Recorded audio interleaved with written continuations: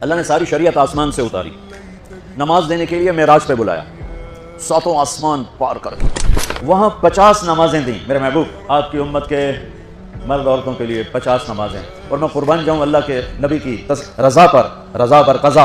ایک دفعہ نہیں کہا یا اللہ یہ 50 پڑھیں گے کیسے؟ 50 کیسے پڑھیں گے؟ پتہ پہلی امتوں میں کتنی نمازیں فرض تھیں؟ 2، فجر کی 2 رکعت، عصر کی 2 رکعت۔ میرے نبی اسی وقت آمین کہا اور واپس چل پڑے۔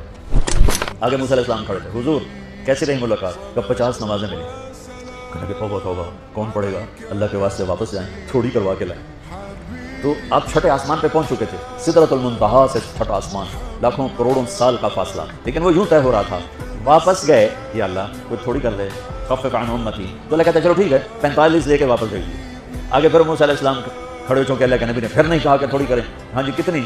کیا ہوا کہ 5 معاف ہو گئی۔ یعنی یہ میں منت کرتا ہوں آپ واپس جائیں، انہوں نے کوئی نہیں پڑھنی، بہت زیادہ ہیں۔ پھر واپس اللہ نے پھر 40 اڑانے کی بجائے اللہ نے کہا اچھا 5 معاف، تو 40 ہو گئی۔ پھر موسیٰ علیہ السلام نے ہاتھ جوڑے تو انہوں نے کہا اچھا 5 معاف، تو 35 ہو گئی۔ پھر موسیٰ علیہ السلام ایک دفعہ میرے نبی نے خود نہیں کہا، سبحان اللہ۔ آپ کی ایک دعا ہے اللہم انی اسألک الرضا بعد القضاء، یا اللہ مجھے اپنی تقدیر پہ راضی کر دے، جو تو کہے میں سر جھکا دوں اس کے ساتھ، میرا کام ہی ہو تیرے آگے سر جھکا دیں۔ 35 یا رسول اللہ واپس، اللہ نے کہا چلو 5 اور کام، 30، پھر واپس انہوں نے بھیجا، پھر 5 اور کام، چلو میرے محبوب 25، پھر واپس چلو میرے محبوب 20، پھر واپس میرے محبوب 15، پھر واپس میرے حبیب 10، پھر واپس میرے حبیب 5 پہ آ گئے۔ اب پہنچے، اب موسیٰ علیہ السلام کہنے گے اب کیا ہوا؟ اب 5 رہ گئے، اب وہ نہیں پڑھیں گے۔